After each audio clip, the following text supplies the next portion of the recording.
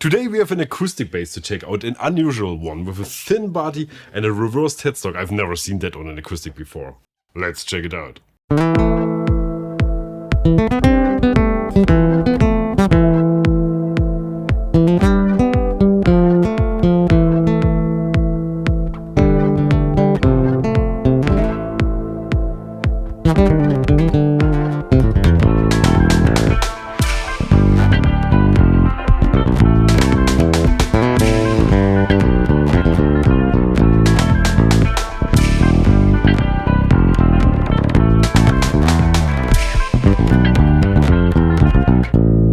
Hi, welcome to Bass the World. My name is Gregor Fries and on bass we have my buddy Kai Lemke today. And here's the bass, the KT-SM2 acoustic bass, the Ken Taylor signature model from Ortega. My first impression was as good as it gets, honestly. I love the slim body, I love the contour here for your forearm. The reversed headstock might require some getting used to time. But the sound, that's what got me. And when I learned the price, that got me again. I would describe this as a stage acoustic bass. It's specifically designed for live musicians. That's why they kept it so slim, the acoustic sound doesn't matter as much. Which comes with the side effect, not sure if intentional or not, but this bass doesn't seem to feedback. Even if I sit in front of a loud amp, it doesn't want to get going, which is good news.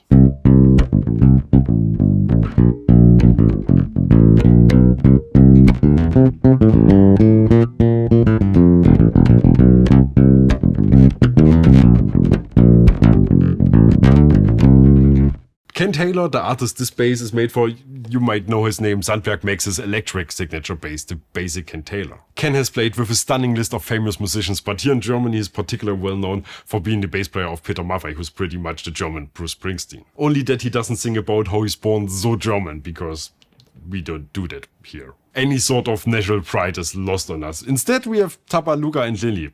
That's a little inside joke for our 12 German viewers. Now let's talk about Ken's bass. Considering the type of venues he plays, I can completely understand why he chose this design. It's stadiums, bigger stadiums, in case you were wondering. And of course he went with a 5-string. Let's hear the low B.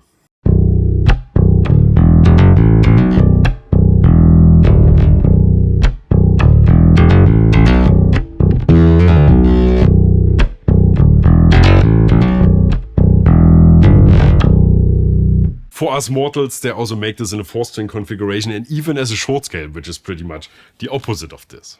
I know it's an acoustic bass and proportions don't always look right, but this is a 33-inch scale neck. I would have never guessed or noticed in a million years that we're not entirely long scale here. Now let's look at the body. The back and the sides are made from flamed mahogany in a whiskey burst finish. The top is solid spruce and they call this whole thing a thin line design.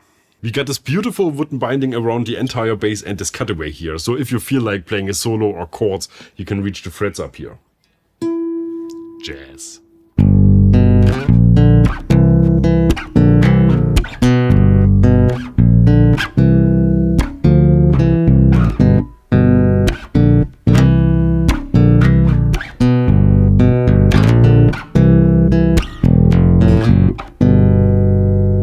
The neck comes with Roman numeral inlays. We have 22 frets, a mahogany neck and a rosewood fretboard. And of course the reversed headstock. Let's talk about this for a moment. Why is this even a thing? There are several reasons, but you can easily see why they did it here.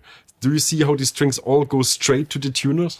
The headstock is angled to make sure there's a good string pressure against the nut. If the headstock was the usual way, non-reversed, this setup would be impossible. The B string would have been super close to the nut right where the G string is here, and you needed angle, you needed pressure for a good solid tone. It might look unusual, but from me, here 2 thumbs up for that decision.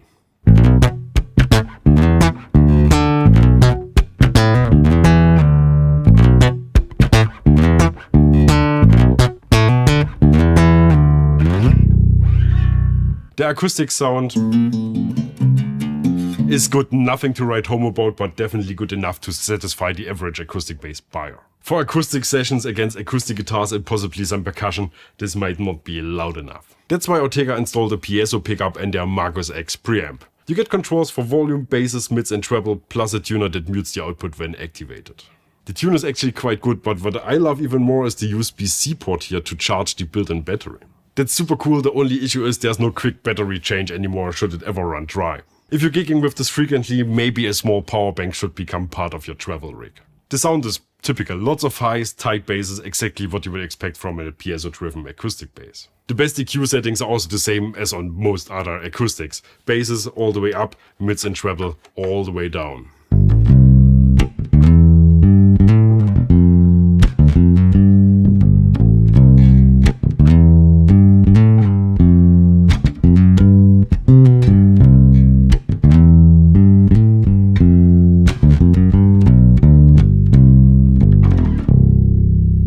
The last thing that needs to be mentioned is the price. I had no idea how much this is when I started my initial tests. I liked the bass immediately and thought it's a killer acoustic for live shows. I know about Ken, I know what he does, this all made sense. I was a bit afraid about the cost of this bass and I was wondering if anyone would be willing to pay this kind of money. But then it turned out this bass costs only 600 bucks, that blew my mind, still does.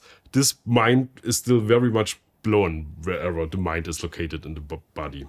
I'm not gonna say this is the nicest acoustic bass because it's not. There are clearly much nicer builds out there. For that kind of money, this is stunning and it even comes in a very decent gig bag. Once again, I have to end this video with the words that I'm kinda sad that I don't need an acoustic bass. If you need or just want one, that's also okay. Please check the links in the video description below. And that's it. Thanks for watching. Bye. Bass the World.